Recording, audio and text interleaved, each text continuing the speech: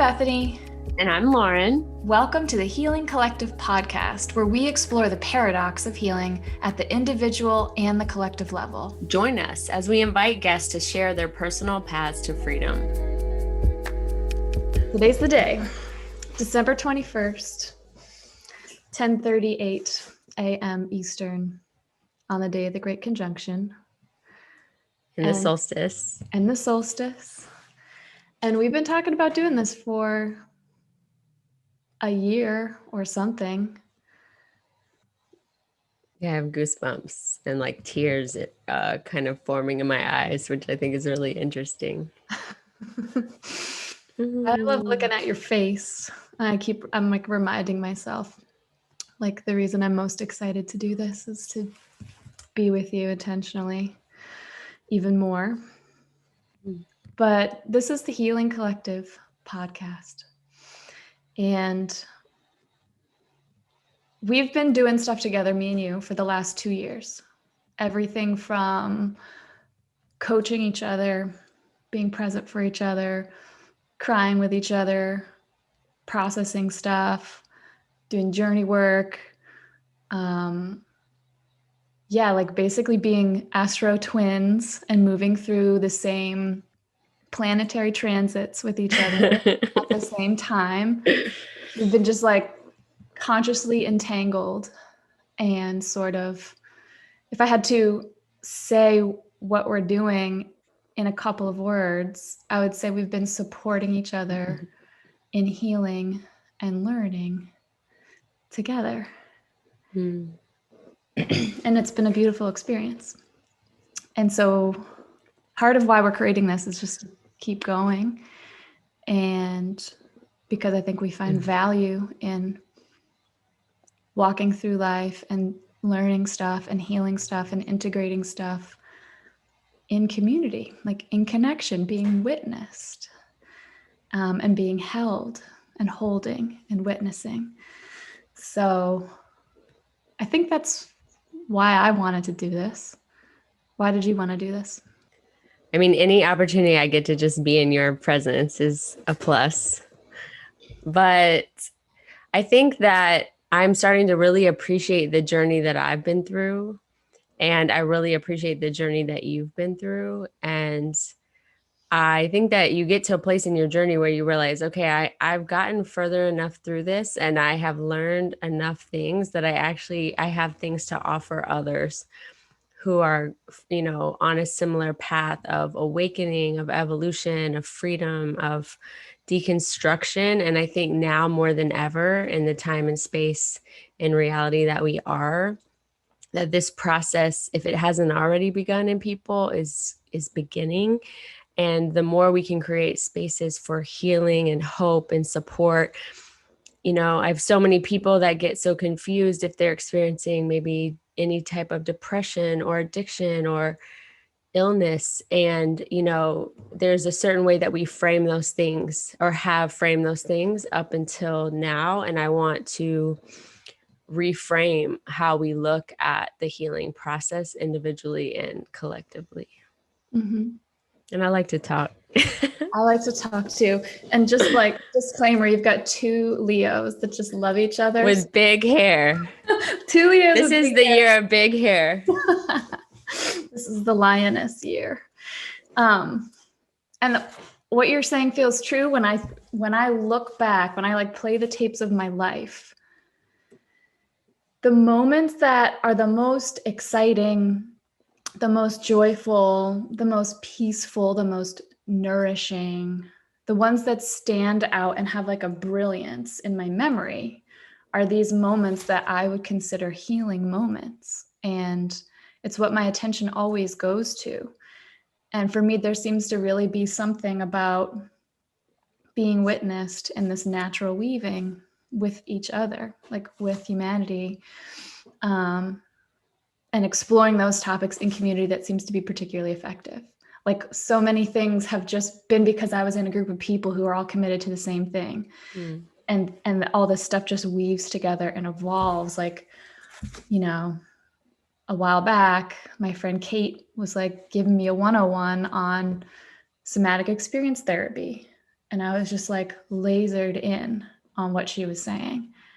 And then, I did a straight year of like weekly SE, and I have a new nervous system. Like my reactivity, it's different.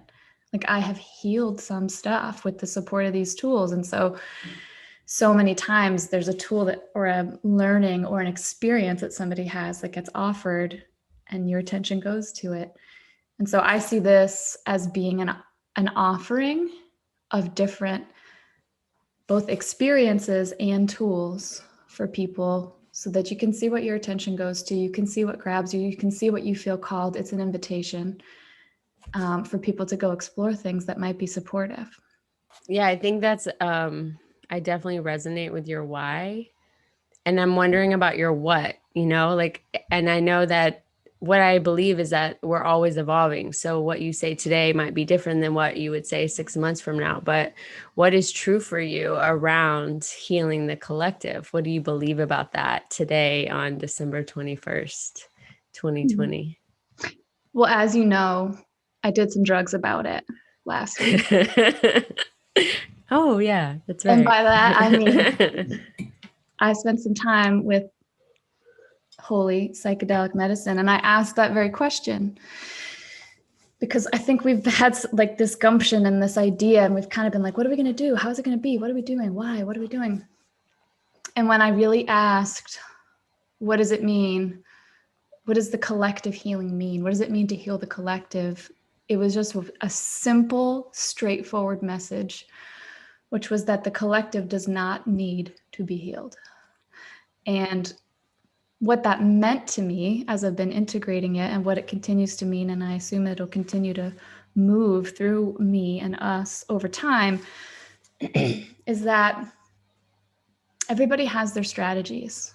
Everyone is out here doing their thing and like surviving and trying to get their needs met. And there's nothing about healing work or consciousness work or psychedelic work that makes anybody better than anybody else. Like, this isn't the right way for me or you or anybody. This is the way I think we're choosing. It's when I move through stuff, it feels good to me. And I think a really important thing for us to hold as hosts of this podcast is a trust in cycles, in like, in the cycles of what is happening, of change, of trusting everybody exactly where they're at, that is what is perfect for them. Because if we get into a consciousness of like, there's a big problem and we need to change that and help it, and so all you guys do all this stuff because we all got to be in a different place than we are, that's not love. That's not healing. That's not cultivating like the ground. Not presence. It's not presence. Yeah. And so I think it's really important to hold that every time we talk. And I love that. I want to stand for it. And there's a Zen Buddhist teacher who wrote Zen Mind, Beginner's Mind. And he said, we are all perfect and we could all use a little help. And I think that's really true. And it's like, my experience is that self-help books can be like self-violence, like when you're looking at materials, when I'm looking at Instagram memes about how I can heal myself, oftentimes I'm triggered and I'm below the line and I'm in pain or reactive, and I'm looking for somebody to give me this answer, to hero myself out of my experience. And so another thing I want to stand for with this podcast is that how nimble, how much flow we can have around being with the changes, the systems, the cycles, the seasons, like how much we can just simply be with our own experience. I mean, that is where you find peace. That is where you stop suffering. Buddhists say like everything is suffering. It's because like even when you get a moment or you get to this high spot or you get some flow, you're like, okay, I just got to recreate that. I want to recreate that. And that's not it either. I think it's like it's like, how can I appreciate my full human experience, have a whole experience, have an integrated experience, and trust the experience that I'm having? And how much can we surrender to the experience that we're having? So when I think about the what of what we're doing, I want to be that. I want to show people what it looks like in real life, not sit here like we're the experts and tell people what to do, but I want them to see what it looks like for us to continually be committed to being with our own experience and trusting it and stepping into trust. And I want to hear stories from other people around their experience around that. Yeah, my whole body relaxes. I love the idea of flowing with the cycles, right? Rather than seeing something as a problem that needs to be solved. And I think like in this day and age right now, it's a paradox of honoring the suffering that is occurring. There's real suffering going on at every level, economic, political, health. And like honoring that suffering is real and meaningful. And it's part of the human experience to even connect around that. And at the same time, holding that there isn't a problem, that this is just part of the evolutionary cycles of humanity.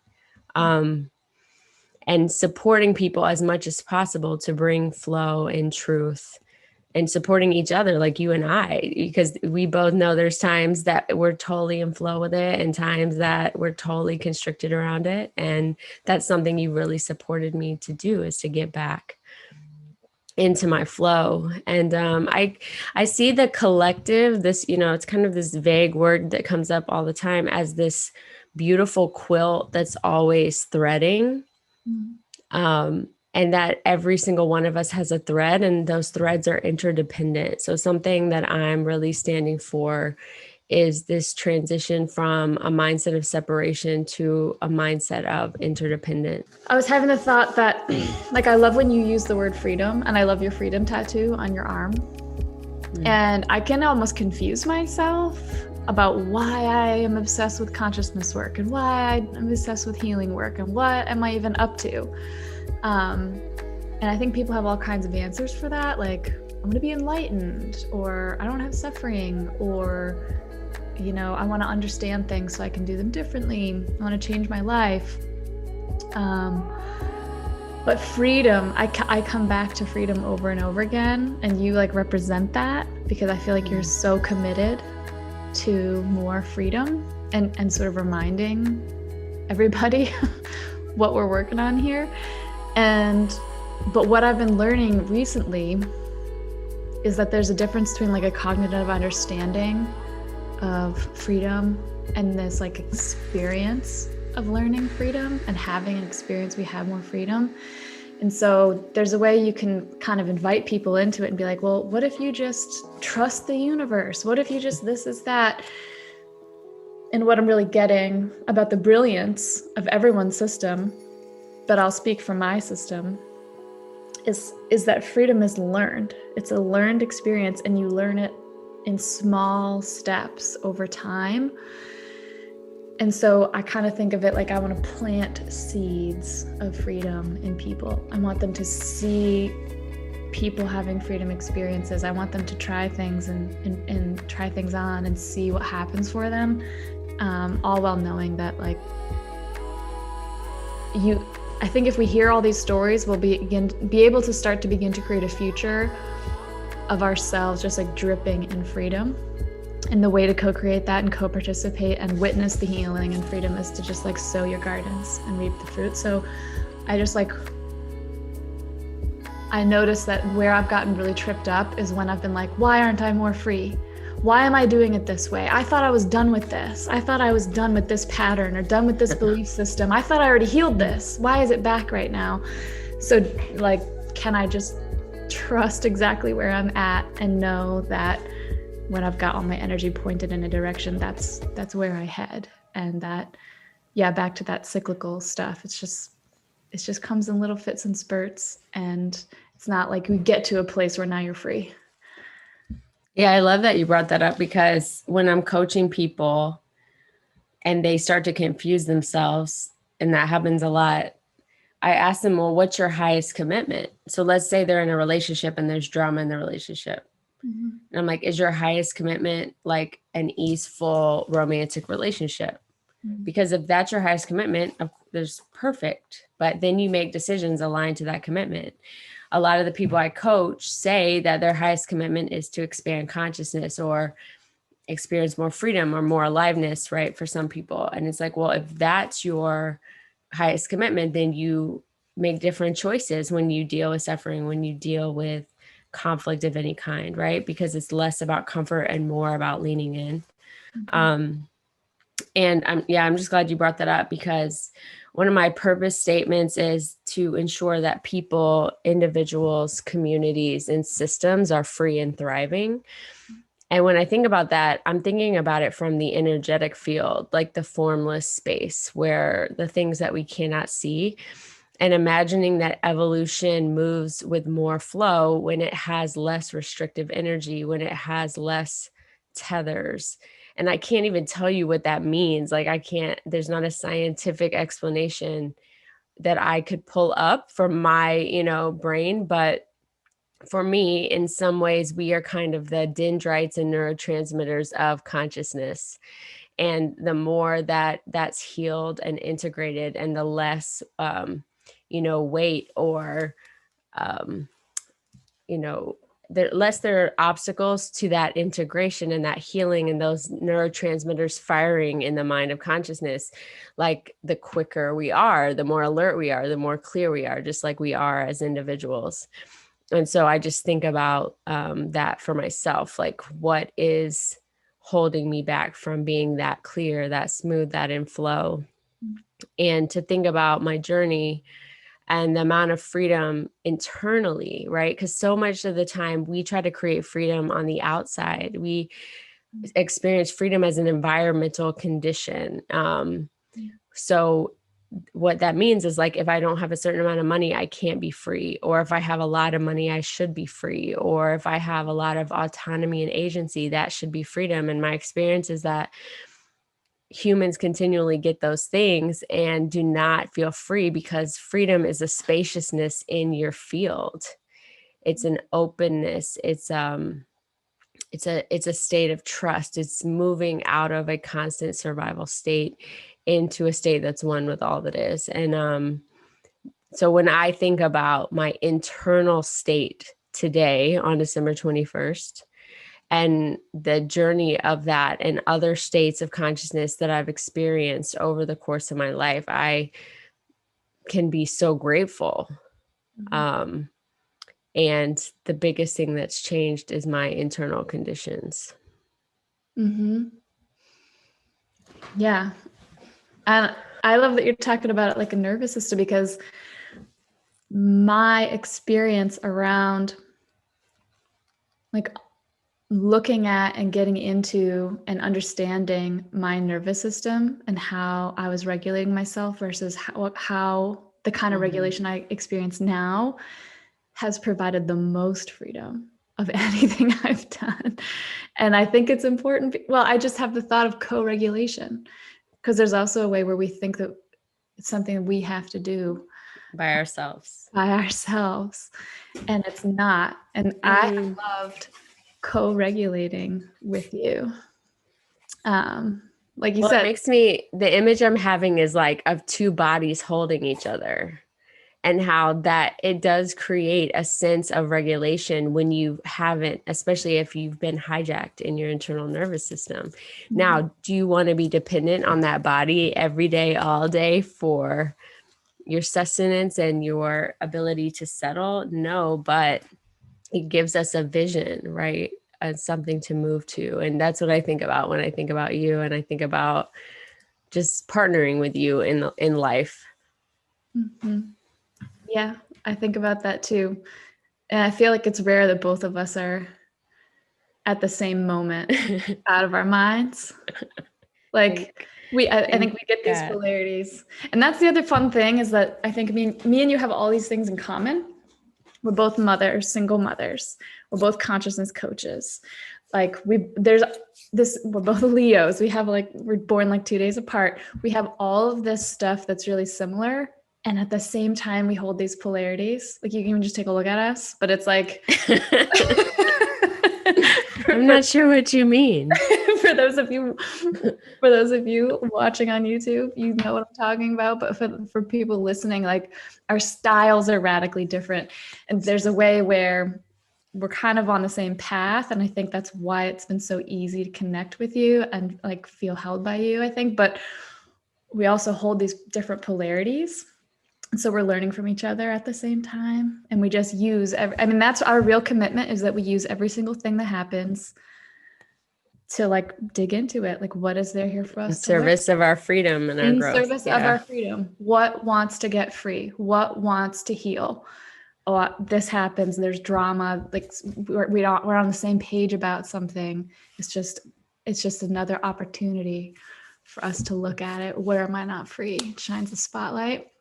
And that's an amazing thing. That's not a commitment. That's not the basis of most relationships.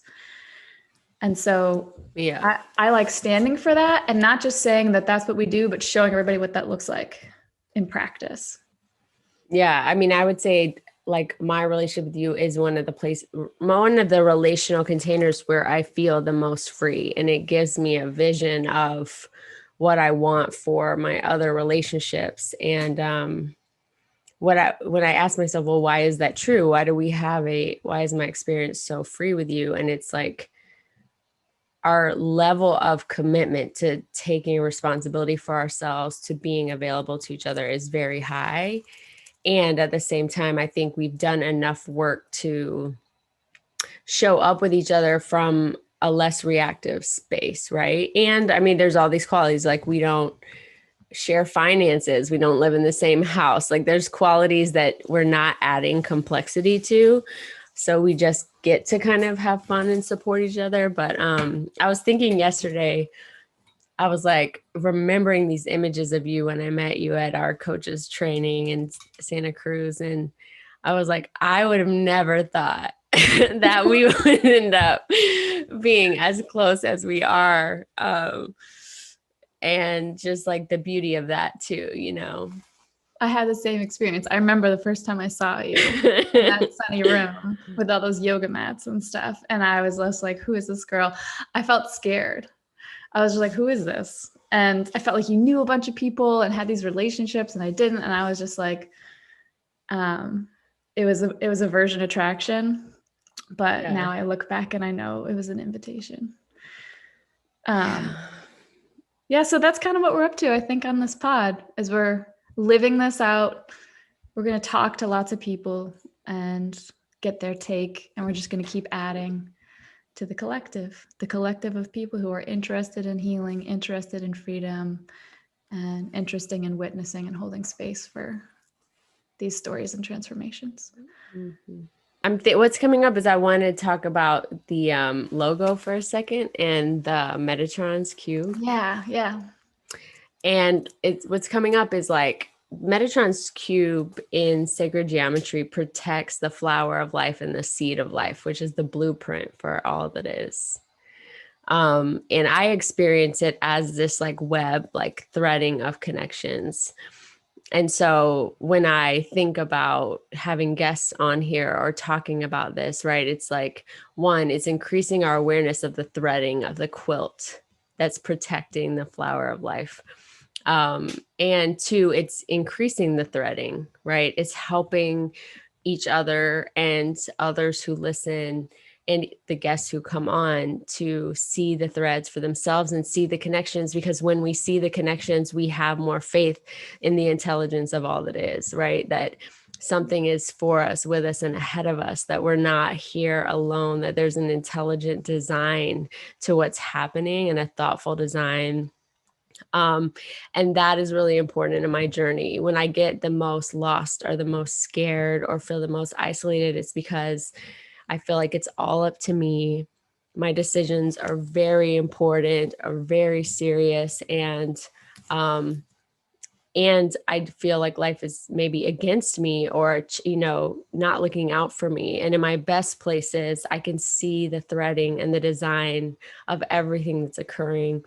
I see the beauty of it and the intelligence of it. And sometimes I'm just blown away. Like, oh, there's a way that I'm always thinking like, Man, I never would have thought of that about what the universe is thinking and about what the universe is creating. Like, oh my God, like that's so smart. And so, yeah, I think there's just an importance of that too, like continually having these conversations to remind us that there is an intelligent design and there is a lot happening that we cannot see. And it is truly for us, with us, and ahead of us. Mm-hmm. I remember I was in a big transition and I was really clinging and really scared. Like a big shift was happening in my life. And I was talking to you. I think we were texting. We do some of our best coaching over texting. I know. But I think you were so just efficient. It's really efficient. I think you were like, are you willing to step into the unknown, not knowing what it is? Can you trust, step into trusting the unknown thing and leave behind the thing that you know? And it was like, it was this aha moment for me because I have a lot of Mars energy. It's in my first house. I got a lot of ideas about things. I'm very clear about a lot of my wants. And so I always think I have great ideas about the way things should go. Mm-hmm. And when I started wondering if I was really listening in a big enough way to what wants to happen, or if I was just in my ego trying to get what I want. And it's not when I get out of my own way, but when I trust the divine intelligence of what's happening, and I hold that with all my wants and desires within it, I feel like better results happen. And it was terrifying to do that at first. The first couple times I did that, I was like, this is it. I'm ruining my life, or I'm not going to make it, or this sucks, or this is too painful. But yeah, our nervous system correlates itself to security and safety and what's predictable, and it keeps like repeating those patterns over and over. And it's like such an intelligent design even of the human body that it does that, but it comes to a space where it limits us in a field of infinite possibilities where anything is possible. Like if we get stuck in the past or we get stuck in fear, then we are just able to access all of the possibilities we've ever been able to access in our own reality. And especially if something has been recurringly disappointing or painful, then our attention and our awareness is really, really focused on the possibility that that could happen again. And then our whole nervous system is like, okay, I got to protect this, da, da, da. And what I've really seen is like, I am so limited in what I can perceive about how things could occur or what could unfold. And when I step back and I can release it to the infinite possibilities, there's this beautiful reorganization that happens in the highest alignment for everyone involved in a way that I, as an individual spirit or individual energy, couldn't, navigate or create or design for myself. And so, but it does require like that step into the unknown in order to risk those possibilities. I'm just thinking about how much of that I've learned with you over the last couple of years. Well, that's what this pod's looking like right now. It's going to be more like this. We're going to start by kind of just doing one episode of each, Lauryn and I, and kind of our stories so that you get to know your hosts a little bit better, listeners. And we're going to release every other week starting in the spring, early spring. And so you can count on that. And then anything else beyond that we're just going to be listening for what wants to happen and figuring out when we want to add extra pods, when we want to add, if there's a community element. I don't think we know any of those things right now. We're just going to like be energetically feeling into what wants to happen. Does this resonate with people? And then we'll decide from there, I think. Yeah. Is there anything else you want to say? No, I think the podcast is part of, even the way that we are designing or being with the creation of this podcast is aligned to kind of what I think is occurring or what we're standing for around collective healing, which is it's emergent. Yeah. And it's created in every present moment. And you can think you have a plan and you can think you know, but it's really an illusion to even move in that direction. It's not unwelcome, right, to have a direction. So I just love that we're practicing that in this process as well. Cool. So tell all your friends, subscribe to our YouTube channel and to our podcast and to our social media. It's Collective Healing Pod. And yeah, we'll have more episodes starting to launch for you around like end of February, early March, right in that space. And then you'll start to get a regular flow of energy from me and Lauryn out through the mics into the cosmos. Hey everybody, if you've got any feedback for us, we welcome it, or ideas about future guests, email us at healingcollectivepod@gmail.com. Our website is thehealingcollectivepodcast.com. We are at Healing Podcast on Twitter, and we are at Healing Collective Podcast on Instagram. Special thanks to Monda Creative, who edits all of our podcasts, and Two Tall Women Productions, who produce. Thank you.